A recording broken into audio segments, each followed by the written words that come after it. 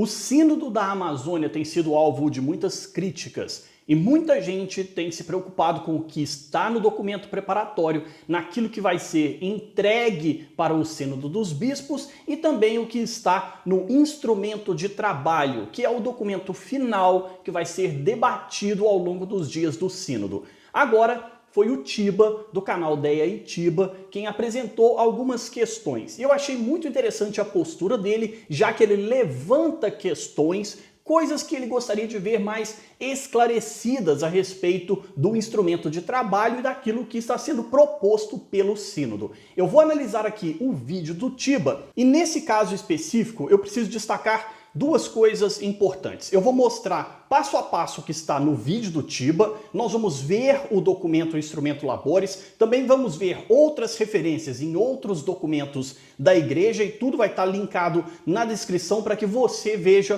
por si mesmo. E, infelizmente, não dá para ser extremamente objetivo e simplório nas análises e nas respostas que eu vou mostrar. Esse vídeo vai ser longo, extremamente detalhado e o que eu tenho percebido é que pouca gente tem se preocupado com o contraditório.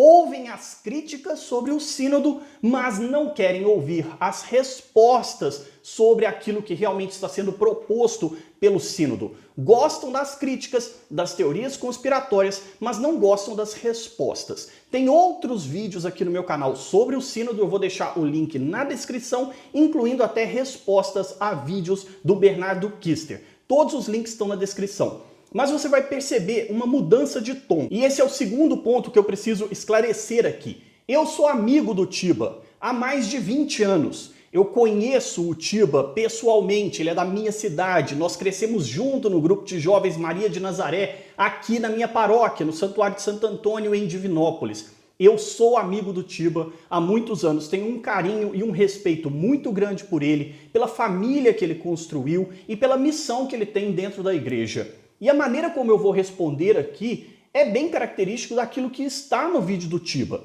Ele levanta questões e eu tenho formação e competência, capacidade para poder responder algumas dessas questões que estão ali. Portanto, não pensa que se trata de um embate de ideias. Não, aqui eu estou respondendo a um amigo. E eu tenho certeza que o Tiba entende esse tom de resposta e de análise como se dois amigos estivessem estudando os documentos da igreja e coisas que a igreja tem apresentado para a nossa ação missionária e pastoral. A primeira coisa que aparece no vídeo do Tiba, eu tomei nota de todos os pontos para não me perder. E como eu falei, vai sim ser um vídeo longo e eu espero a sua paciência. Ele diz o seguinte, é uma ruptura na tradição da igreja? Ele pergunta isso. Se trata de uma ruptura na tradição da igreja? Não, porque um sínodo, ele não trata de questões doutrinárias, dogmáticas. Ele trata apenas sobre ação pastoral e ação missionária da igreja. Portanto, não há ruptura com a tradição da igreja. E é bom a gente destacar o que está no Código de Direito Canônico da Igreja, nos cânones 342 e 343, que explicam um pouco mais sobre do que se trata um sínodo de bispos. O Sínodo dos Bispos é a Assembleia dos Bispos escolhidos das diversas regiões do mundo que em tempos estabelecidos se reúnem para fomentarem o estreitamento da união entre o Romano Pontífice e os bispos, para prestarem a ajuda ao mesmo Romano Pontífice com os seus conselhos em ordem a preservar e consolidar a incolumidade e o incremento da fé e dos costumes, a observância da disciplina eclesiástica e, bem assim, ponderar as questões atinentes à ação da igreja no mundo. Veja, é para ver a ação da igreja no mundo. E também compete ao Sínodo dos Bispos discutir acerca dos assuntos a tratar e expressar os seus desejos. Expressar o que eles desejam. Não, porém, dirimi-los ou fazer decretos acerca dos mesmos. Um sínodo, os bispos que participam, eles não fazem decretos, eles não impõem, eles apenas debatem, expressam os seus desejos, a não ser que em certos casos lhe tenha sido dado poder deliberativo pelo Romano Pontífice, o que não é o caso do Sínodo da Amazônia. Ele não tem poder deliberativo e nenhum sínodo na história da igreja recente, depois do Concílio Vaticano II, teve poder deliberativo nenhum. E cabe ao Romano Pontífice, neste caso, ratificar as decisões sinodais. Ou seja, o Papa vai ouvir todas as referências, tudo o que é levado pelo instrumento de trabalho, tudo o que é debatido naqueles dias, e ele vai ratificar as decisões. Ele vai definir o que está de acordo ou não com a doutrina de fé, com a ação pastoral, com os dogmas, com a teologia da igreja. E aqui é bom ficar bem claro, o instrumento de trabalho, ele não é um documento da igreja, porque ele não é um texto final, ele não é um texto acabado, ele é instrumento de trabalho. Este é o nome do documento. Terminado o sínodo, o instrumento de trabalho e o documento preparatório são completamente descartados. Eles não entram para a lista de documentos da igreja. O que entra para a lista de documentos da igreja é se o Papa quiser criar e publicar algum documento, e normalmente é uma exortação apostólica. E exortações apostólicas também apenas aprofundam temas de doutrina, de fé e de ação pastoral, não modifica as coisas na igreja. Portanto, a tradição da igreja não está em risco com o sínodo, porque um sínodo não tem este poder. E agora o que eu vou fazer? Para ficar mais didático, eu vou pegar alguns trechos do vídeo do Tiba, vou te mostrar aqui e depois eu vou passar a responder aquilo que ele levantou como questão. O instrumento no número 3, ele prevê a conversão para se homologar os conteúdos que estão sendo propostos aqui no instrumento. Ele já entende que existe sim uma ruptura, porque propõe uma conversão para homologação. Se fosse uma continuidade, não haveria necessidade de conclamar uma conversão para aceitar o conteúdo que está aqui. Então já começa aí. A crítica do Tiba é preciso conversão para aceitar o que está no documento. Então significa que vão mudar coisas, porque nós precisamos nos converter. Mas o que nós vemos textualmente no parágrafo 3º é: no entanto, a escuta não é nada fácil. Por um lado, a síntese das respostas ao questionário por parte da Conferências Episcopais e das comunidades será sempre incompleta e insuficiente. Esse é o primeiro ponto que a gente deve observar. O documento, instrumento de trabalho e toda a pesquisa que foi feita para criar este documento e apresentar ao sínodo, os bispos reconhecem que ele é limitado e ele é incompleto. Ele não vai tratar sobre todas as questões, mas eles chamam a atenção para a questão da escuta. Por outro lado, a tendência a homologar os conteúdos e as propostas requer um processo de conversão ecológica e pastoral para deixar-se interpelar seriamente pelas preferências geográficas e existenciais. Mas aqui, a conversão se refere à questão da escuta, mudar a nossa postura, ir ao encontro do outro, não para falar simplesmente e impor aquilo que a missão quer impor. É preciso escutar o outro. É bom a gente entender que conversão existe em vários níveis. Nesse caso aqui, o nível de conversão é a necessidade de escuta, ir ao encontro, criar uma ação pastoral permanente e não mais apenas de visita. Tudo isso está no texto, está no documento, no instrumento de trabalho. A conversão significa sair da própria comodidade. E vale a gente também conferir o que está no documento do Concílio Vaticano II, Evangelii Gaudium, número 20, justamente porque essa é a citação e a referência que nós vemos aqui nesse trecho destacado. Há uma referência dizendo-se conferir Evangelii Gaudium, número 20. E o que nós lemos na Evangelii Gaudium? Está no capítulo 1º, parágrafo 20, a transformação missionária da igreja, e diz assim: uma igreja em saída. Esse é o argumento, é assim que nós temos que nos converter, mudar o comportamento da igreja. Antes nós éramos a igreja que se impunha, agora nós vamos ser a igreja que escuta, que está em saída, que vai ao encontro do outro. No parágrafo 20, na palavra de Deus, aparece constantemente este dinamismo de saída que Deus quer provocar entre nós crentes.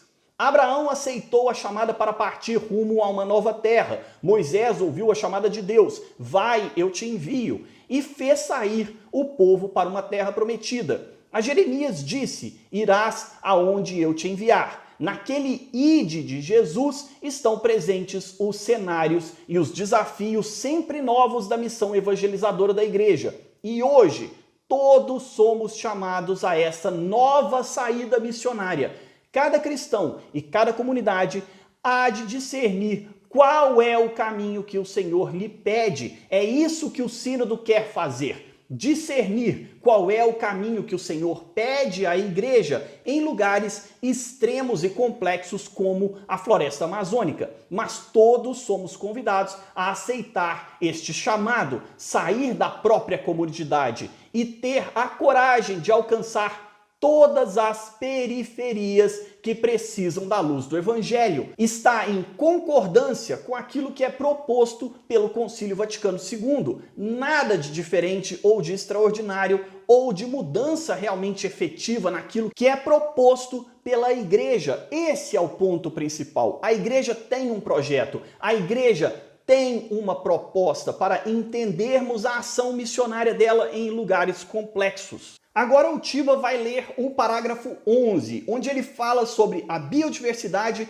e as culturas, e ele pensa que isso representa a divindade. Essa é a questão que o Tiba levanta. Vamos ouvir exatamente o que ele fala. No número 11, a vida em abundância proposta por Jesus Cristo, é refletida na biodiversidade e nas culturas da Amazônia. Isso representaria a divindade. Está achando que eu estou de brincadeira? Vai lá no número 11 e confia. Aqui nós ouvimos do Tiba uma pequena confusão nos termos que estão no texto. Nós vamos ler o parágrafo 11 na íntegra, mas o termo que aparece é que a biodiversidade e as culturas, eles não representam uma divindade. Não tem isso aqui no texto. Eles não representam divindade nenhuma. Ele quer dizer apenas que ela reflete a vida em Deus, a maneira como nós podemos viver Deus. E nós vamos ver também o que está no Catecismo da Igreja Católica sobre essa questão. Mas o parágrafo 11, ele diz textualmente: vida em abundância. Jesus oferece uma vida em abundância. Isso aqui está claro. E a referência bíblica está aqui. Preste muita atenção, porque sempre que alguma coisa tem referência a termos e expressões bíblicas, tem um texto bíblico para a gente conferir. Jesus oferece uma vida em abundância, uma vida repleta de Deus, uma vida salvífica, que começa na criação e se manifesta já no mais elementar da vida. Sim, Deus se manifesta nos princípios mais básicos da vida. Ele se manifesta na criação. Na Amazônia, ela se reflete em uma abundante diversidade e em suas culturas. É um reflexo, não é a divindade por inteiro, não é Deus por inteiro, não é a vida em abundância completa. É apenas um reflexo, um vislumbre daquilo que nós podemos ter em Jesus. Porque quem oferece uma vida em abundância é Jesus. É o primeiro termo deste parágrafo. E continua, isto é, uma vida plena e íntegra, uma vida que canta um hino à vida como o canto dos rios. É uma vida que dança e que representa a divindade e nossa relação com ela. Representa. Significa que não é por inteiro, não é a realidade, é apenas uma representação, algo que nós podemos olhar e perceber a presença de Deus. E nós vamos ver o que a doutrina da igreja ensina sobre essa questão. Nosso serviço pastoral, como afirmaram os bispos em Aparecida, constitui um serviço à vida plena dos povos indígenas, a qual exige que anunciemos a Jesus Cristo e a boa nova do reino de Deus.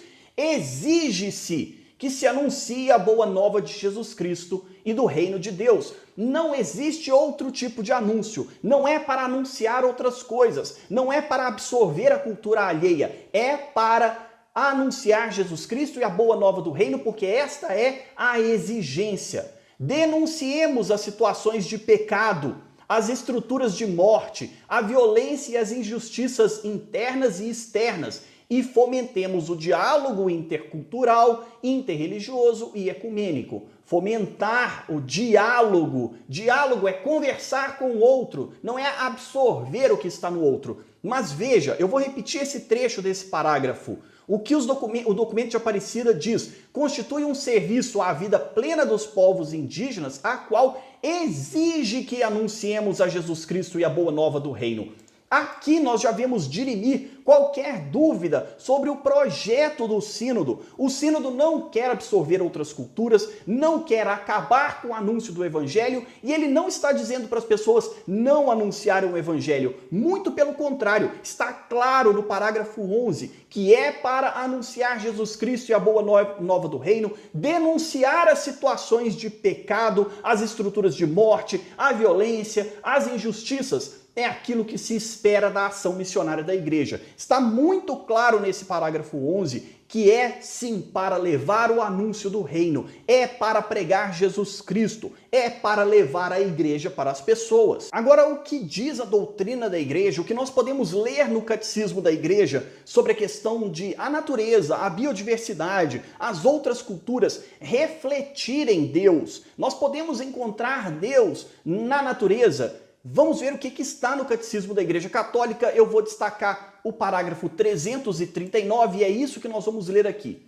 Cada criatura possui a sua bondade e perfeição próprias. Acerca de cada uma das obras dos 6 dias está escrito: e Deus viu que era bom. Foi em virtude da própria criação que todas as coisas foram estabelecidas segundo a sua consistência, a sua verdade, a sua excelência própria, com o seu ordenamento e leis específicas. As diferentes criaturas, queridas pelo próprio ser, refletem, cada qual a seu modo, uma centelha da sabedoria e da bondade infinitas de Deus. Veja, a natureza e a criação de Deus reflete a infinita bondade de Deus. É por isso que o homem deve respeitar a bondade própria de cada criatura, para evitar o uso desordenado das coisas, que despreza o Criador e traz consigo consequências nefastas para o homem e para o seu meio ambiente. E também voltando um pouco no catecismo, no parágrafo 299, nós lemos: uma vez que Deus cria com sabedoria, a criação possui ordem.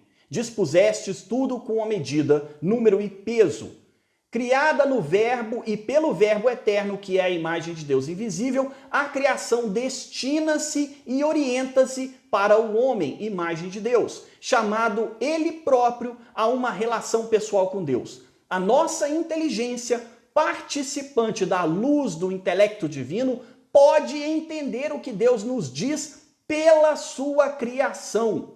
Sem dúvida, com grande esforço e num espírito de humildade e de respeito perante o Criador e a sua obra. Saída da bondade divina, a criação partilha dessa bondade. Deus viu que isso era bom, muito bom, porque a criação é querida por Deus como um dom orientado para o homem, como herança que lhe é destinada e confiada. A igreja, em diversas ocasiões, viu-se na necessidade de defender a bondade da criação, mesmo a do mundo material. Faz parte da ordem da igreja defender a criação, mesmo as questões materiais. Assim, o sínodo está em consonância com o que está no catecismo da Igreja Católica, conforme eu acabei de ler e te mostrar. O catecismo da Igreja Católica diz que faz parte da obrigação da igreja defender o mundo criado por Deus, defender a natureza, a biodiversidade, porque tudo isso é o reflexo da bondade de Deus. Nós podemos enxergar Deus na criação, e se nós destruirmos a criação, estamos destruindo aquilo que Deus considera como bom. Mas o que dizem outros cientistas sobre o aquecimento global, sobre a destruição do meio ambiente? O Tiba vai contestar o que está no parágrafo 16 do instrumento de trabalho. É exatamente isso que nós vamos ver agora. O número 16 fala sobre aquecimento global, desertificação da Amazônia, sendo que são completamente questionáveis, o ponto científico mesmo. Existem números e pessoas têm mostrado que existe uma falácia por trás dos números e das tais evidências, tá? Existem cientistas que dizem que não há aquecimento global, que a gente não precisa se preocupar? Existem. Como também existem cientistas que dizem que a Terra é plana, que cigarro não causa câncer, que agrotóxicos podem ser consumidos nos nossos alimentos, que nós não vamos ter nenhum problema, nenhuma complicação de saúde. Também existem cientistas que dizem que nós não precisamos nos vacinar e que vacinas causam autismo, demência, que são um perigo para a saúde das nossas crianças. Existem cientistas que dizem muita bobagem, mesmo baseados em dados, fatos e experimentos. Mas muitas vezes são dados, fatos e experimentos deturpados, alterados, manipulados. Nós vimos isso ao longo da década de 70, 80 e 90. Há 20 anos atrás, existiam cientistas dizendo que cigarro não causa câncer, que as pessoas podem fumar cigarros a vida toda, que elas não vão ter problema nenhum. Nós estamos vendo agora, nesse momento, cientistas, pessoas da ciência, dizendo que não vacine o seu filho. Veja o tamanho do absurdo. Existem bobagens de todo tipo. Existem pessoas que vão olhar para a realidade e não entender o que estão vendo ou o que estão analisando. Existem cientistas que dizem que não há aquecimento global? Existem. São uma minoria ínfima. Mas existem milhares de outros cientistas. Algumas pessoas fazem parecer, e aqui no vídeo do Tiba ele também faz parecer, que existe uma grande conspiração no mundo para confundir as pessoas e elas acharem que estamos sim destruindo o mundo e que o ser humano está sendo enganado sobre as questões do aquecimento global e do meio ambiente. Ele não diz para a gente destruir o meio ambiente, que a gente pode sujar os nossos rios. Claro que não, longe disso. Mas existe sim uma conspiração de milhares de cientistas, de milhões de ações pelo mundo, de estudos que estão sendo feitos. Isso também não faz sentido. O que nós devemos observar é o seguinte: a igreja, ela tem acesso a todas essas informações. A igreja pondera estas informações e analisa o que diz um lado, o que diz o outro, e ela define aquilo que ela considera melhor. E a igreja está com a ciência, com a maioria dos cientistas, com as evidências. E nós não podemos descartar que a igreja tem inteligência, capacidade e pessoas motivadas a apresentar a verdade. E a verdade é, existe sim aquecimento global, por mais que outros cientistas digam que não, mesmo que pareçam renomados, mesmo que apresentem dados e fatos, estes dados, eles não estão em consonância com o que outros milhares de cientistas estão dizendo e que nós estamos percebendo no nosso dia a dia. Nós estamos percebendo. O Tiba chega a contestar até uma expressão que é usada no texto sobre a questão do pulmão do mundo, a Amazônia ser chamada de pulmão do mundo. Vamos ouvir e assistir o trecho que o Tiba fala sobre isso, porque complementa o que está sendo falado agora. 54. Chama a Amazônia de pulmão do mundo, que não é verdade. Não é o pulmão do mundo. A gente sabe que o pulmão do mundo são os oceanos, as águas oceânicas e tudo mais que vem dali no nosso oxigênio. E que a Amazônia consome praticamente 100% do oxigênio que produz. Então isso já caiu em descrédito. É complicado pegar esses termos científicos, algumas crenças ditas científicas e colocar como verdade absoluta num documento. Isso que o Tiba cita realmente está no parágrafo 54. A floresta amazônica, ela é sim o pulmão do mundo, junto com tantas outras estruturas do planeta. O pulmão aqui, Tiba, não é no sentido de produzir oxigênio, até porque pulmão não produz oxigênio. Ele absorve o oxigênio externo da natureza, insere isso no sistema orgânico do ser humano para fazer outras transformações e até produzir energia. O que o pulmão faz é produzir energia, justamente aquilo que a floresta amazônica faz.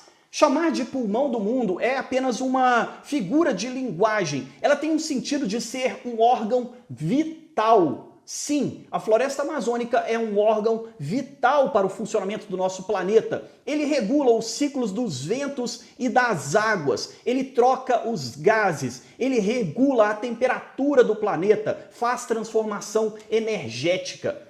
A energia que a floresta amazônica produz em um único dia é necessário centenas de usinas nucleares trabalhando por meses a fio para produzir a energia que só a floresta amazônica produz, o bioma amazônico produz. Todo o ciclo de águas e de chuvas da floresta amazônica garante chuva não só na América do Sul, para nós aqui no Sudeste, no Sul, no Centro-Oeste do nosso continente, mas também em todo o planeta. O ciclo de ventos é regulado pela floresta amazônica, pela temperatura, pela troca de gases que a floresta amazônica faz com a atmosfera. Ela é um órgão vital vital para o funcionamento do nosso planeta. Não existe outra forma da gente entender isso, Tiba. Infelizmente, essa sua interpretação ela está errada. As algas são, sim, aqueles organismos que mais jogam oxigênio na atmosfera.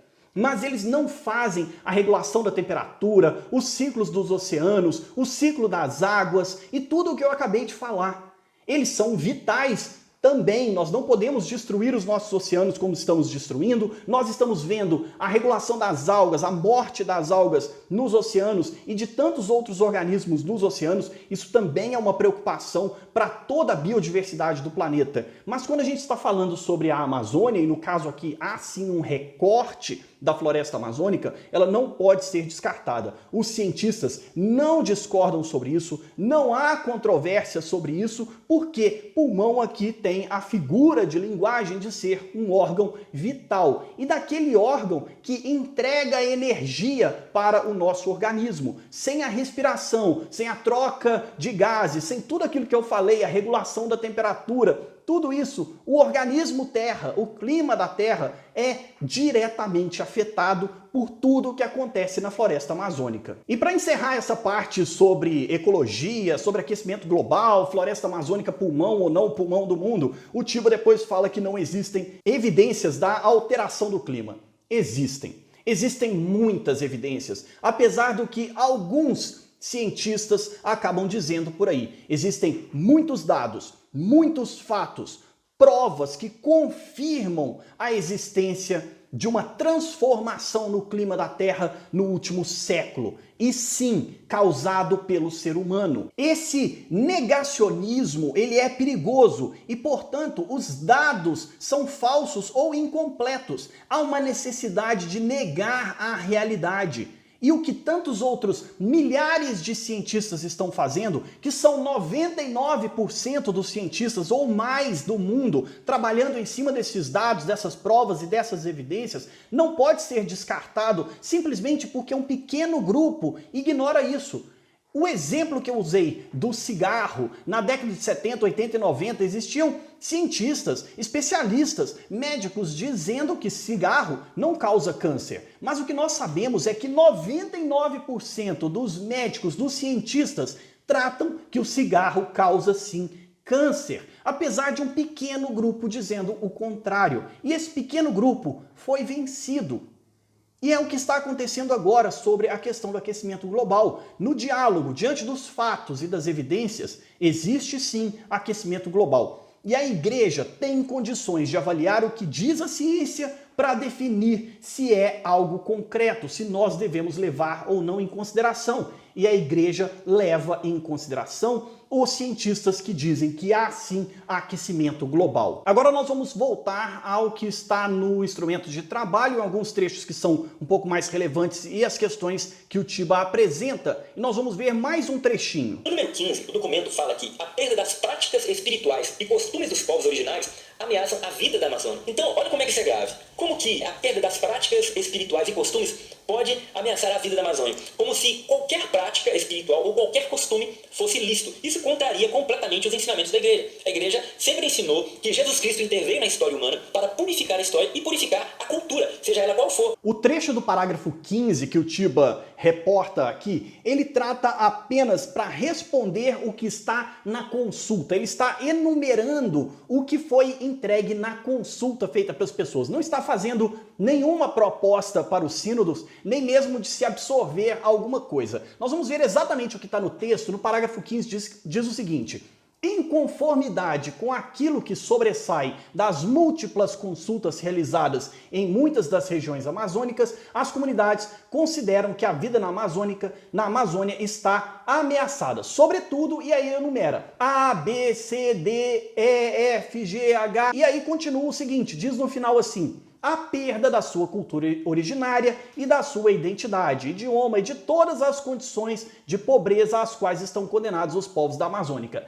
Esse parágrafo aqui é apenas uma enumeração do que foi respondido nas múltiplas consultas, não está fazendo nenhuma proposta, ele apenas está dizendo, veja, nós consultamos as pessoas e elas nos deram estas respostas. Assim, não há proposta de assimilar cultura de ninguém, nem mesmo absorver coisa alguma. O que o texto está dizendo é, nós consultamos as pessoas. Essas aqui foram as respostas que as pessoas deram sobre aquilo que elas gostariam de falar nas múltiplas diversidades e dificuldades que esses povos estão tendo. Quais são? E agora a gente salta para o parágrafo 19. O Tiba tem uma preocupação com a questão, um termo que aparece no parágrafo 19 sobre fonte da revelação de Deus. No número 19 fala o território amazônico, que é considerado um lugar teológico como fonte de revelação divina. Mas o que é isso? Fonte de revelação. Para mim tem o magistério da igreja, né? Até hoje foi assim, o magistério da igreja, a Sagrada Escritura e a Sagrada Tradição. Né? Essas são as fontes de revelação de Deus para nós. Então coloca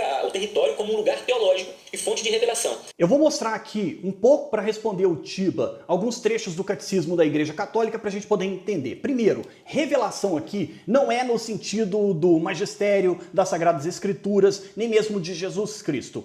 Ela sim tem um sentido de lugar teológico, é como se vive a fé. Todo lugar em que nós vivemos a nossa fé é chamado de fonte de revelação de Deus. É um lugar teológico. Ele tem um sentido de fonte de acesso ou um caminho para chegar até Deus. E aqui eu vou mostrar para ficar mais claro ainda o que está no Catecismo da Igreja Católica nos parágrafos 280 e 288. Diz o seguinte: a criação é o fundamento de todos os desígnios salvíficos de Deus, o princípio da história da salvação que culmina em Cristo. Por seu lado, o mistério de Cristo derrama sobre o mistério da criação a luz decisiva, revela o fim em vista do qual, no princípio, Deus criou o céu e a terra. Desde o princípio, Deus tinha em vista a glória da nova criação em Cristo. E no 288 diz o seguinte: assim, a revelação da criação é inseparável da revelação e da realização da aliança de Deus, o Deus único com o seu povo. A criação é revelada como o primeiro passo para esta aliança, como o primeiro e universal testemunho do amor onipotente de Deus. Por isso, a verdade da criação é expressa com vigor crescente na mensagem dos profetas, na oração dos salmos e da liturgia, na reflexão da sabedoria do povo eleito. Portanto, no Instrumento Laboris, o que nós vemos no parágrafo 19 é revelação no sentido, sim, de lugar teológico, o lugar onde se vive a fé. Nós podemos viver a fé neste lugar. E sim, todo lugar que nós podemos viver a fé, ele nos revela Deus, ele nos desnuda Deus, ele nos apresenta Deus. Mas aqui não tem o sentido de revelação, como Jesus Cristo é a revelação definitiva de Deus, ou o magistério da igreja é a revelação, a palavra de Deus é a revelação. Não tem o mesmo sentido teológico. Agora nós temos um outro trecho do Tiba, onde ele pergunta sobre todos os povos vão ser escutados, todos os povos foram consultados, e assim, até os divergentes estão sendo escutados pelo sínodo. 28. Se valoriza a escuta de todo o povo de Deus, como uma via do Espírito para os tempos que estamos vivendo. Agora eu pergunto,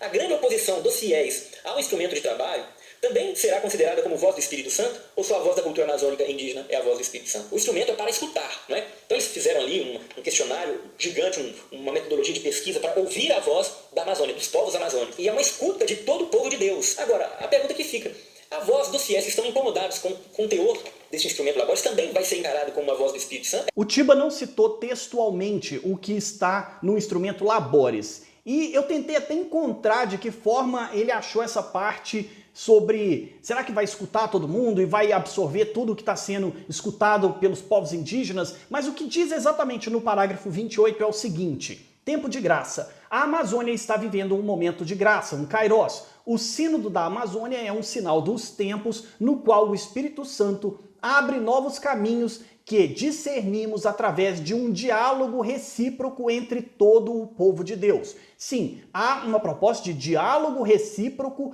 entre todo o povo de Deus. E aqui no caso, todo o povo de Deus significa a igreja. No contexto do Concílio Vaticano II, diálogo recíproco entre todo o povo de Deus é dentro da igreja. Vozes externas à igreja não é levado em consideração aqui. O diálogo já começou há tempos, a começar pelos mais pobres, de baixo para cima, admitindo que todo o processo de construção é lento e difícil, inclui o desafio de romper o próprio espaço e de se abrir a um trabalho em conjunto, viver a cultura do encontro, construir uma igreja irmã. Mas a resposta é sim, todos foram escutados, por isso teve o trabalho pré-sinodal. Houve pesquisa, houve consulta e até mesmo das vozes dissonantes. E haverá vozes dissonantes participando do sínodo. E estas pessoas vão sim ser escutadas. Escutar não significa acatar ou incorporar tudo o que é dito. Por isso há o discernimento do Espírito. Isso está textualmente aqui. O discernimento do Espírito. O filtro da igreja para ouvir, analisar e definir. O sínodo ele passa por um filtro, que é a igreja, que é o diálogo, que são os dias do sínodo. E aquilo que estiver no instrumento de trabalho que não for consonante com a igreja, vai ser descartado. Inclusive, como eu falei logo no início, todo o instrumento de trabalho, todo o documento preparatório, ele é descartado após o sínodo. Ele não é tratado como um documento do magistério da igreja. E o filtro final definitivo é o Papa. Ele é quem vai produzir o documento final. Ele é quem vai analisar e ouvir todas as vozes dissonantes e concordantes com o sínodo e definir o que vai entrar para o magistério da igreja, para o documento final do texto do sínodo. E não isto aqui que nós estamos vendo. Nós estamos vendo apenas o instrumento de trabalho e não a conclusão definitiva. Agora nós vamos para o trecho mais difícil do vídeo do Tiba, onde ele pergunta sobre a questão de a salvação fora da igreja. É considerado uma atitude corporativista, isso aqui está entre aspas, é o termo que eles usam, acreditar que a salvação exclusivamente está na fé em Cristo transmitida pela Igreja Católica. Propagar isso seria como destruir o próprio credo. Isso aqui é uma afirmação, tá? Que eu faço. Então, uma atitude corporativista, você declarar que a salvação vem da Igreja Católica, está na Igreja Católica. Isso seria uma ruptura, de fato, com o que a Igreja nos ensinou até agora. Fora da Igreja não há salvação. Extra ecclesiam nulla salus. Nesse caso aqui, o questionamento do Tiba está no parágrafo 39. Ele não fala isso textualmente, mas o que ele se refere está no parágrafo 39 e diz o seguinte no texto. Muitos povos amazônicos são constitutivamente dialógicos e comunicativos. Existe um amplo e necessário campo de diálogo entre as espiritualidades, crenças e religiões amazônicas, diálogo, não incorporação, que exige uma abordagem cordial das diferentes culturas. Aqui nós estamos tratando há diferentes espiritualidades, religiões e crenças na floresta amazônica e nós temos que ter uma abordagem cordial dessas diferentes culturas. Ao abordar com a missão, com o anúncio do evangelho, aquilo que foi exigido no parágrafo 11 anteriormente, nós temos que ter uma postura cordial. E continua, o respeito por este espaço não significa relativizar as próprias convicções. Respeitar o outro, dialogar com o outro, não significa que nós vamos relativizar as nossas convicções, mas sim reconhecer outros caminhos que procuram desvendar o mistério insondável de Deus. Se nós queremos anunciar Jesus Cristo, nós precisamos encontrar os caminhos para que isso seja facilitado e não ter uma abordagem impositiva. A abertura não sincera ao outro, ou seja, fingir que estamos abertos ao outro, mas não estarmos de verdade, assim como uma atitude corporativista, ou seja, defender apenas a instituição, você ir em missão apenas para defender a instituição. Há salvação fora da igreja? Não, não há salvação fora da igreja. Então nós temos que defender isso com unhas e dentes. Veja, nós estamos fazendo uma ação impositiva. Isso aqui é o que está sendo criticado, com uma atitude corporativista, que reserva a salvação exclusivamente ao próprio credo, são destruidoras deste mesmo credo. Se nós chegarmos lá com uma atitude corporativista apenas para defender o nosso ponto de vista e acabar com o outro, nos impor ao outro, nós estamos destruindo a nossa crença, porque o outro não vai aceitar essa imposição. E aí continua. Assim o explicou Jesus ao doutor da lei na parábola do bom samaritano. o amor vivido em qualquer religião agrada a Deus. Pode parecer estranho, mas sim, o amor vivido em qualquer religião agrada a Deus. Através de um intercâmbio de dons, o Espírito pode conduzir-nos cada vez mais para a verdade do bem. E aqui a gente precisa ver o que está no Catecismo da Igreja Católica, no parágrafo 36. Diz o seguinte: o conhecimento de Deus segundo a Igreja. A Santa Igreja, nossa mãe, sustenta e ensina que Deus, princípio e fim de todas as coisas, pode ser conhecido com certeza pela luz natural da razão humana, a partir das coisas criadas. Sem esta capacidade, o homem não poderia acolher a revelação de Deus. O homem tem esta capacidade por ser criado à imagem de Deus. E também, lá no parágrafo 2566, diz textualmente: todas as religiões testemunham essa procura essencial dos homens. Nós não podemos descartar aquilo que está na cultura do outro e nos impor corporativamente apenas para defender a instituição da igreja e assim afastar o outro. É isso que está dito nesse parágrafo 39. Nós precisamos abordar de forma cordial as diferentes culturas. Abordar, dialogar, não absorver o que está no outro, na cultura e na religião do outro, mas nos aproximarmos de forma sincera, termos uma abertura sincera e não falsa, nem fingida, ouvir, sentar com o outro. É isso que está sendo proposto para a ação missionária da igreja. O que está sendo questionado é uma atitude impositiva. Nós não podemos ter uma atitude impositiva. O Tiba até questiona assim, então nós devemos ter receio de anunciar o evangelho, nós temos que ter vergonha de dizer a verdade, doa a quem doer. E aqui eu vou ler um texto que está no Ad Gentes, um documento também do Concílio Vaticano II. No parágrafo 6 diz: a atividade missionária da igreja, seus diversos modos, e diz o seguinte: esses condicionalismos tanto podem depender da igreja como dos povos, dos agrupamentos ou até dos indivíduos a quem a missão se dirige. A igreja, de fato, embora se possua a totalidade ou a plenitude dos meios de salvação, veja, a igreja, de fato, embora de si possua a totalidade e a plenitude dos meios de salvação, não atua nem pode atuar sempre e imediatamente como todos eles, mas vai por tentativas e por passos na sua ação e no seu esforço de levar a efetivo o desígnio de Deus. A igreja, então, de novo, ela não pode se impor. Ela tem a totalidade e a plenitude dos meios da salvação? Tem, mas ela não pode usar sempre, de imediato, todos estes elementos.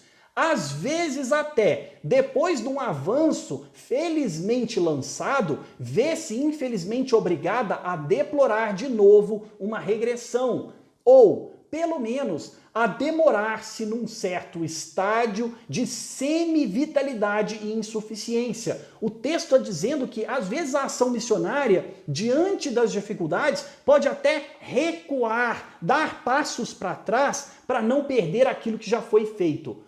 Quanto aos indivíduos, agrupamentos e povos, a esses só gradualmente os atinge e os penetra e só assim os traz à plenitude católica. A cada condicionalismo e a cada situação devem corresponder ações apropriadas ou meios aptos, justamente a proposta do instrumento de trabalho.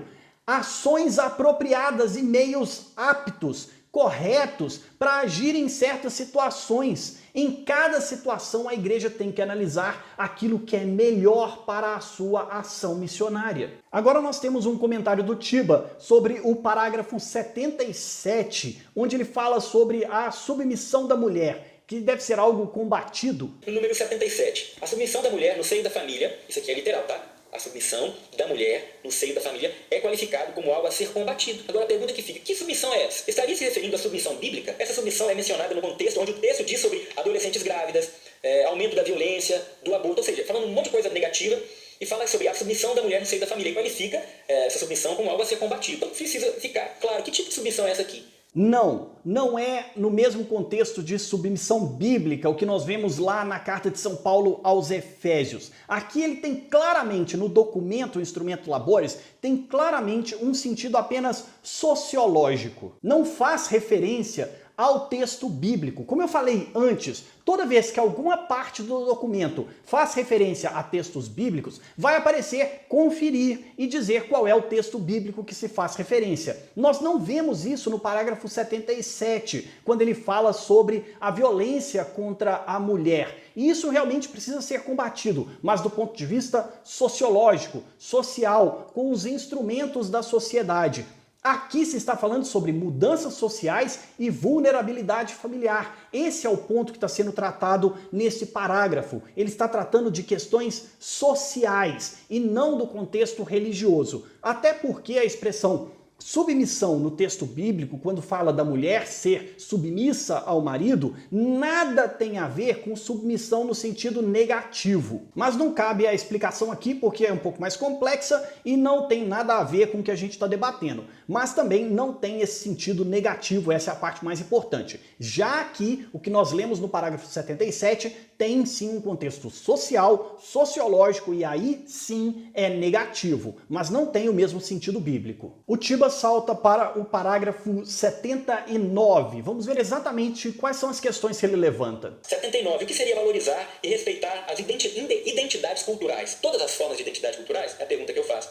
Mesma forma da cultura Yanomami, como eu te expliquei aqui agora, que pratica o infanticídio. Então, existem exceções? Pelo jeito, não. No instrumento, não aponta exceções, não aponta situações práticas, situações assim pontuais, não nomeia, né? Então, fica muito jogado para todo mundo, né? É uma coisa geral. Não está jogado e não é para todo mundo. Inclusive, no parágrafo 79, nós temos a lista dos itens que são considerados respeitar e valorizar as identidades culturais. Aqui tem uma característica própria. Há elementos que devem ser considerados nesta valorização e nesse respeito. Diz exatamente o seguinte: preservar sua beleza através do fortalecimento da estrutura comunitária familiar dos povos. Veja, aqui já há uma delimitação. Estrutura comunitária e familiar dos povos. É por isso que a igreja deve valorizar e respeitar as identidades culturais.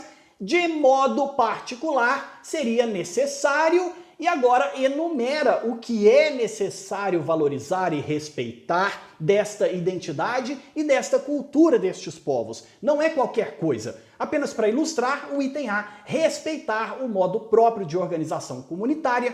Sim, estes povos têm suas organizações sociológicas da sua comunidade. Dado que muitas políticas públicas influenciam a identidade familiar e coletiva, é preciso iniciar e acompanhar processos que comecem a partir da família, clã, comunidade, para promover o bem comum.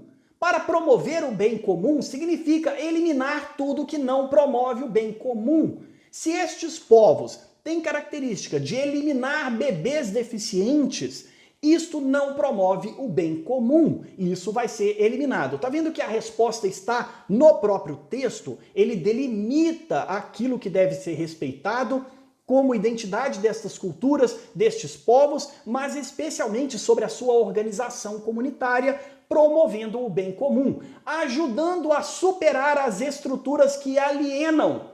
Superar estruturas que alienam. O texto já deu a dica, Tiba. Ele já está dizendo aquilo que é prejudicial para o bem comum e aquilo que aliena tem que ser descartado. Nós devemos organizar-nos a partir da nossa casa. E assim nós temos sim uma delimitação daquilo que o instrumento de trabalho considera que deve ser preservado, valorizado e respeitado das outras culturas. Não é qualquer coisa. Há um limite, há parâmetros para esse respeito e para essa valorização. E o Tiba ainda continua analisando o parágrafo 79 e ele levanta uma questão: o que é família ferida? 79DI vai falar sobre uma pastoral familiar que acompanhe, integre e não exclua a família ferida. A pergunta é: o que é família ferida aqui? O que seria isso, família ferida? Pode ser várias coisas, né? Pode ser família que os pais não são casados, não são juntados. E aí, o que significa então Se essa for a interpretação, o que significa integrar essas famílias? O que significa não excluir a família ferida?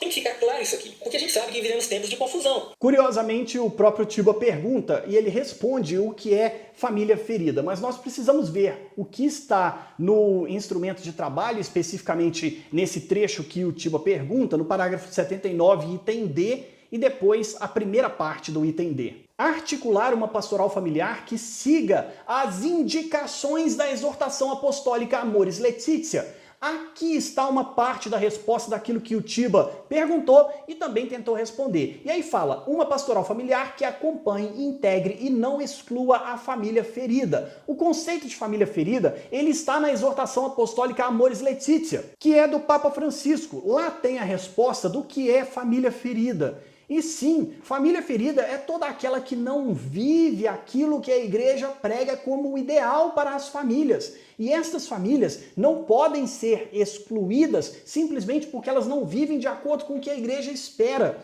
Porque se nós as excluirmos, eles nunca vão viver o que a igreja espera. Eles vão se sentir excluídos e não virão até a igreja, vão se afastar. E o que nós não queremos é nos afastar das pessoas. Nós queremos ir ao encontro do outro. Nós não queremos afastar mais as pessoas com ações impositivas, mas nós queremos sentar, escutar, dialogar, entender a realidade dessas pessoas para saber de que forma essa realidade pode ser mudada com o anúncio do Evangelho, com Jesus Cristo, aquilo que foi dito lá no parágrafo 11. E está assim na exortação apostólica do Papa Francisco, parágrafo 79. Perante situações difíceis e famílias feridas, é preciso lembrar sempre um princípio geral. Saibam os pastores que, por amor à verdade, estão obrigados a discernir bem as situações.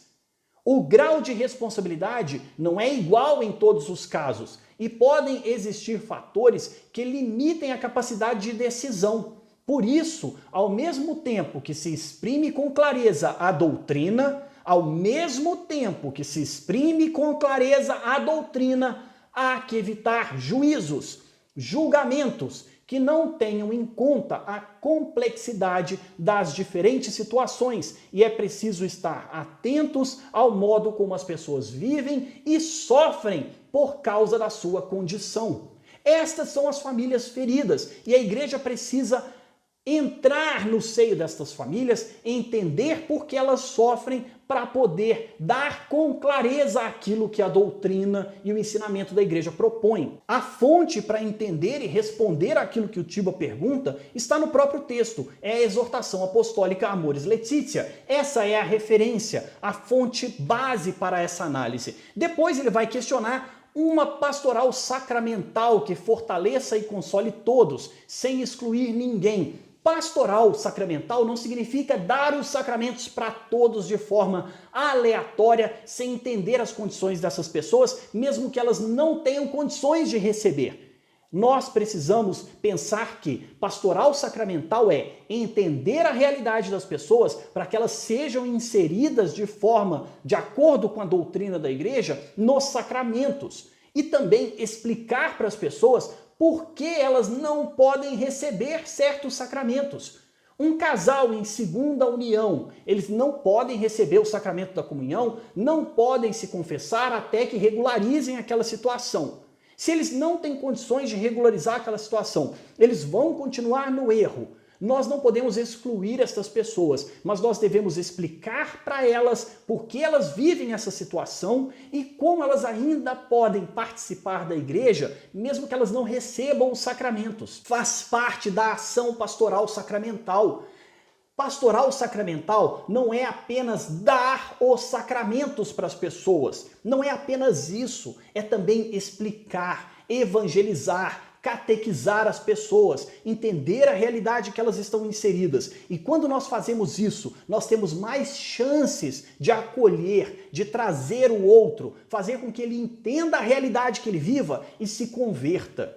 Sem esse processo, nós vamos só excluir e afastar as pessoas da igreja. Eu sei, esse vídeo ficou muito longo, tem mais um item para tratar do vídeo do Tiba. Ele disse que vai fazer uma segunda parte, então, dependendo de como for o conteúdo da segunda parte, eu vou responder também essa segunda parte. E agora ele vai tratar sobre o que está no parágrafo 87. Vamos ver exatamente esse ponto para poder encerrar aquilo tudo que foi falado no vídeo do Tiba e que eu tentei responder da maneira mais cordial e aprofundada possível, baseado no instrumento de trabalho e no que está nos documentos e doutrina da igreja. 87. Os rituais e as cerimônias indígenas são essenciais para a saúde integral, pois compõem os diferentes ciclos da vida humana e da natureza, criam harmonia e equilíbrio entre os seres humanos e o cosmos. Mesmo a adoração a outros deuses, a múltiplos deuses, existe isso? Seria a valorização do politeísmo?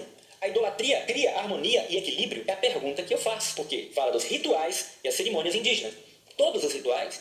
Todas as cerimônias? Não, Tiba. Esse trecho, ele se refere às medicinas tradicionais. Valorização e aprofundamento das medicinas tradicionais. Não é para absorver a cultura do outro, não está valorizando o politeísmo, nem outras divindades, nem rituais religiosos. Está tratando apenas do uso medicinal da natureza. Nós vamos voltar um pedacinho além do que está no parágrafo 87, um pedacinho que está no parágrafo 86, dizendo o seguinte: a riqueza da flora e da fauna da floresta contém verdadeiras farmacopeias vivas e princípios genéticos inexplorados. Há uma valorização aqui das questões da medicina e da exploração da floresta e do conhecimento que estes povos têm da floresta, da fauna e da flora. E aí no 87 diz: os rituais e as cerimônias indígenas são essenciais para a saúde integral, pois compõem os diferentes ciclos da vida humana e da natureza. Para a saúde integral. Estão cuidando da saúde do corpo, é da medicina tradicional destes povos. E aí termina: ajudam a curar as doenças que prejudicam o meio ambiente, a vida humana e outros seres vivos. Esse trecho está falando especificamente do conhecimento que estes povos e culturas têm da flora, da fauna, da floresta e da maneira como eles usam estes elementos para cuidar da saúde, seja do corpo ou da própria natureza. O que eu observo é que muita gente, ao ler o documento, pega pequenas frases e trechos fora do contexto, exatamente o que o Tiba acabou de fazer com o parágrafo 87. Ao tirar do contexto, fica parecendo todos os rituais e cerimônias, então quer dizer que é para cultuar outros deuses, outras divindades? Não, porque o contexto não trata sobre essa questão. Ele trata sobre a medicina tradicional destes povos. E os rituais e cerimônias que eles estão falando é sobre o uso da flora e da fauna para ajudar a curar as doenças que prejudicam o meio ambiente, a vida humana e até outros seres vivos. Nós temos que ter muito cuidado e cabeça fria ao ler certos documentos. De novo, este é um instrumento de trabalho. Muita coisa vai ser descartada ao longo do sínodo, dos debates, em todos aqueles dias. O Papa Francisco é o filtro, a doutrina da igreja, o magistério é o filtro, o olhar de Deus e da ação do Espírito Santo sobre tudo o que vai ser conversado e analisado ao longo do sínodo. O sínodo não vai extrapolar para questões de doutrina, de dogma, porque isso não é próprio do sínodo. O sínodo tem um foco e um único objetivo, como eu demonstrei logo no início, com questões de ação pastoral, a evangelização, a missão da igreja, o que está claro lá no parágrafo 11. Nós percebemos, e também está muito claro, há uma confusão grande com a leitura dos textos do sínodo e com aquilo que vai ser debatido, achando que este documento faz parte dos documentos do magistério da igreja, mas ele não faz. Ele é apenas um instrumento de trabalho, ele é um guia para orientar o que vai ser debatido. E muita coisa vai ser descartada, vai ser deixada de lado. O Papa Francisco é o filtro, a ação do Espírito Santo sobre os bispos, o magistério da igreja, e nós temos que confiar. São estes homens que foram chamados para confirmar a fé da igreja por nosso Senhor Jesus Cristo.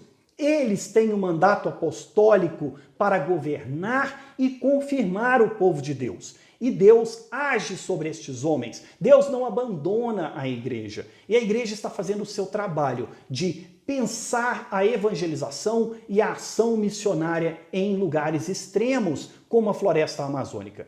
Eu espero ter esclarecido algumas questões.